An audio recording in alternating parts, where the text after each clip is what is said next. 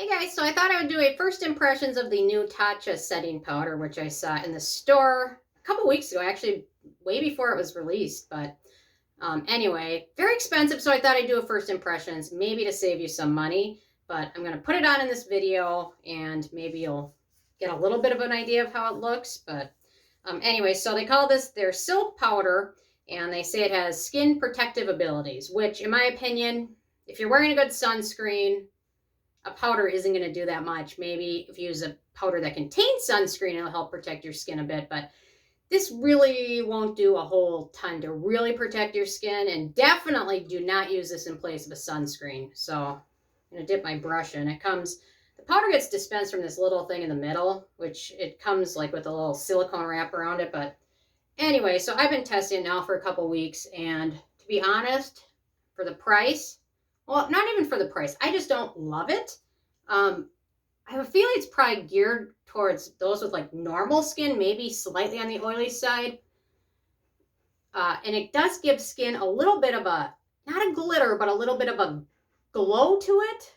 Almost like a little bit of micro glitter, but you really can't tell until you look really closely. But what I found is I can apply this in the morning and it looks fine. And then towards the end of the day, it has a tendency to kind of accentuate some of the dry patches or drier areas on my skin, which I don't love, to be honest. I mean, if you're thinking about shelling over $63 for this, I'd probably just say go with a normal setting powder. There's a lot of nice ones out there.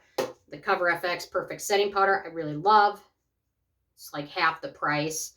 And if you have drier skin, the one I really love is the Jor Cosmetics Hydrating Refresh Setting Powder. What do they call it? Soft Focus Hydrate and Set Powder. To be honest, even if I owned both of these and didn't pay anything for them, this is the one I like. I like this a bit better. It doesn't accentuate dry patches at all. And I like the fact that it has different shades. The one I have is light. So if you have deeper skin, you can kind of adjust and get a deeper color. Although this one doesn't have much pigment to it, but it just does a little bit. And it does kind of soften up. When I first apply it, here's the thing. Okay, when I first apply it, I like the way it looks. 6 hours later, not so much. It just dries my skin out a little bit. And in terms of the protective powders, properties of this, I mean, to be honest, you're not really going to get much protection aside from what a sunscreen can do. They've got silk in here, which is nice. They've got green tea extract, which is nice. But to be honest, none of that, pretty much none of it really gets absorbed by skin.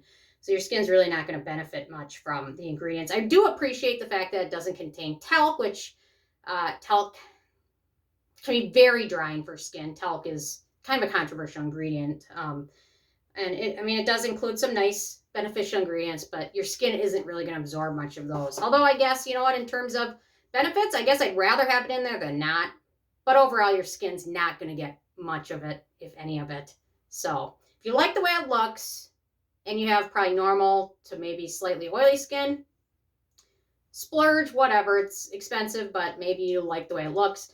But drier skin, or for those that don't really use a setting powder very often, or like a dewy look, probably a pass for the price. So generally, I guess I'll sum it up in this. $63, maybe go for something else. Splurge on a good sunscreen that you love using. That's the way to go, in my opinion. But if you have extra cash and like Tatcha and want to try it out, there's nothing wrong with that. But for the price, I just wasn't all that impressed. So I don't know. It's okay. That sums it up. My thoughts. But I don't know. Maybe you can tell maybe my skin looked totally different before I put it on, and maybe it looks totally different on the video. I guess we'll see about that. But anyway, okay, those are my thoughts. They're not very conclusive, but not totally crazy about it. So it's fine. It's okay. Would I pick it out and buy it again? Probably not, but maybe this summer I'll get more use out of it. We'll see. So it's still winter. Things are still a little dry, and maybe in the summer it'll really shine through. So anyway, those are my thoughts. I'm interested in hearing from you guys if you've tried this and what your thoughts are. So definitely leave a comment. Love hearing from you guys, and stay tuned for more. I've got sunscreens coming up, favorite sunscreens. So be sure to check that out, and thank you so much.